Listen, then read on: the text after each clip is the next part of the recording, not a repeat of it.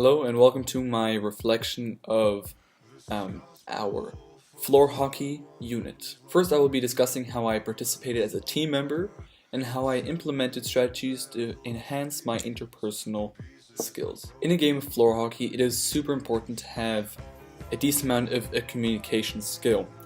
Mainly because it is a team sport, and without talking to your team players, it is impossible to play efficiently and effectively together to score the points and win the game. In turn, I showed these communication skills by not only talking during the games, but also during practices, as I am the captain of our team. It is important to tell people exactly what they're doing wrong, how to improve. Constructive criticism is very important, especially for less advanced floor hockey players. Relating to the communication skills, it is very important to have a positive relationship with your team members.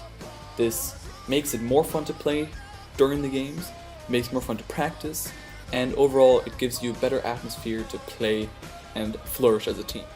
Best ways to keep a positive relationship with your friends is by, as a team captain, giving them only constructive criticism. Don't be mean, don't tell them they're doing this wrong, and always give them tips on how to improve and all things they're doing well. Practicing fairness then again also connects to the things I've stated previously. During practices especially, also during a game, it is important to pass equally to everyone. Not always to the same person, not always to the same two people, but equally to everyone so they can get a chance to have it or even score a goal.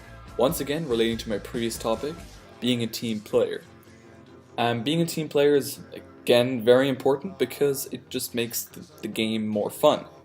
If you're being fair, you're being a team player. That includes passing to everyone, not just hogging the puck and playing the game by yourself. And I did this by not hogging the puck and trying to pass as often as I could to the widest variety of our players, except for the goalie, obviously. Except for in the situations where you should pass to the goalie and pass to the goalie. Especially with teens, resolving conflict can be a big problem. Also in team sports where people are competitive, fighting for roles, and all sorts of things, it is hard to keep a non-biased position when trying to resolve these conflicts. Depending on the scenario, easiest way to resolve a conflict is to give both parties of the conflict a fair share of whatever they want or don't want.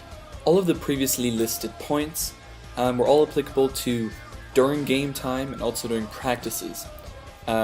Communication is super important. No team can work without communication. It is called a team game. Also, building positive relationships. It all relates to each other because they're all, in the end, being a team captain that, to the most extent, fulfilled all of these criteria, it did help our team to flourish, especially the conflict resolution. In my opinion, the communication skills is the most important aspect of the listed points, simply because it covers the rest of it. During this unit, I was mainly the team captain, as well as the scorekeeper for many games. As a team captain, my role was to lead the team, be a leader for all the less advanced players of our team, so that they have someone to look up to and learn from. Often it was my job to assist the coach during practices and also during the game. During the practices, it would be my job and the coach's job to think of new exercises to further develop the skills of our team. My role as a scorekeeper was to obviously keep the score. In the end, I did not end up doing this very much because I was sick for many of the classes where we played the games, so I wasn't needed.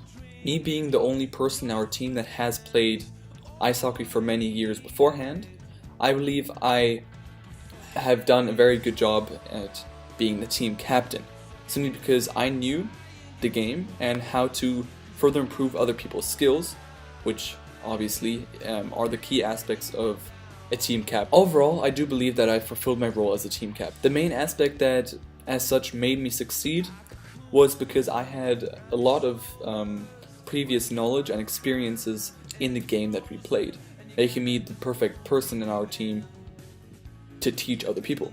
One example would be during the practices. As I have experience of actually playing ice hockey, I know a lot of activities and games to further improve skills.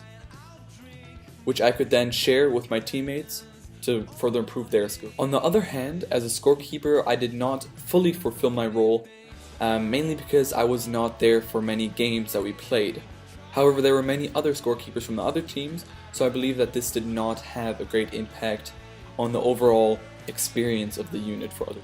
If I was to not successfully fulfill my role as a team captain, I believe that most players in our team would not have a way of improving, and they'd have no one to learn from, no one to tell them critically what they're doing wrong, how to improve, and just further develop their. One thing I found important was to be able to teach my teammates different exercises and activities during practices that they can then fulfill by themselves.